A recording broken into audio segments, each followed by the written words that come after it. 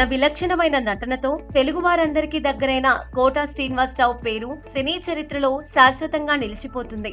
సినీ రంగానికి రాకముందు bank manager గా పనిచేసిన ఆయన నటనపై ఇష్టంతో సినిమాల్లో ట్రై చేశారు. ఇండస్ట్రీలోకి వచ్చిన కొద్ది రోజుల్లోనే తనదైన మార్కు చూపించాడు. రావు గోపాలరావు లాగా కూడా సీరియస్ గా కొన్నిసార్లు, కామెడీతో మరికొన్ని మార్లు ప్రతినాయక పాత్రలు ధరించి యావత్ సినీ ప్రపంచాన్ని ఎంటర్టైన్ చేశారు. సందర్భం వచ్చినప్పుడల్లా నటనపై తనకున్న ఇష్టాన్ని ఓ ఇంటర్వ్యూలో చెప్పి చివరికి చనిపోయే వరకు ఆ మాట మీదే నిలబడ్డారు శ్రీనివాసరావు.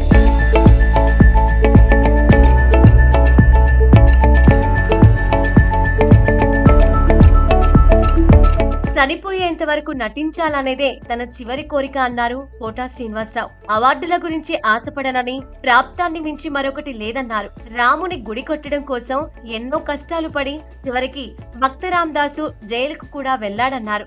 రాముడి గుడి కట్టడం కోసం అంత కష్టపడ్డ భక్త రామదాస్ కు కనబడకుండా పాపం కేవలం తానిషాకు మాత్రమే రాముడు కనబడ్డాడు. ప్రాప్తం లేకుండా ఏది కోరుకున్నా జరగదన్నారు కోట. తన నరనరాల జీర్ణించుకుపోయింది నటనేనని, జీవితంలో ఎదురైన కష్టాలను ఎదుర్కోవడానికి సినీ రంగం చాలా ఉపయోగపడిందన్నారు. ఒకవేళ సినీ రంగానికి రాకపోయింటే వేరే ఏ వృత్తిలోకి వెళ్లినా కష్టాలు గుర్తుకొచ్చినప్పుడల్లా గుండె బరువెక్కేదన్నారు.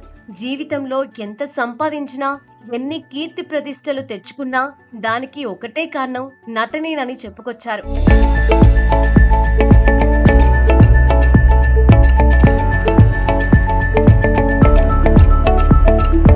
ఇకపోతే రీసెంట్ గా కోట శ్రీనివాసరావుకు శ్రద్ధాంజలి ఘటించడానికి వచ్చిన పవన్ కళ్యాణ్ కూడా కోటపై ఇలాంటి వ్యాఖ్యలు చేశారు. కోట శ్రీనివాసరావు గారు అరుదైన వ్యక్తి అన్నారు.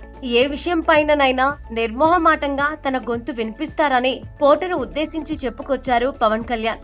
మరోవైపు ఓ సందర్భంలో కోట గారితో ఆరోగ్యం జాగ్రత్తగా చూసుకోమని చెప్పానని, చివరి వరకు నటించాలనేదే తన కోరిక అని కోట గారు చెప్పారని పవన్ కళ్యాణ్ గుర్తు చేశారు. అయితే కోట గారు నటించిన చివరి సినిమా పవన్ కళ్యాణ్ నటించిన హరిహర వీరమల్లు అవ్వడం విశేషం.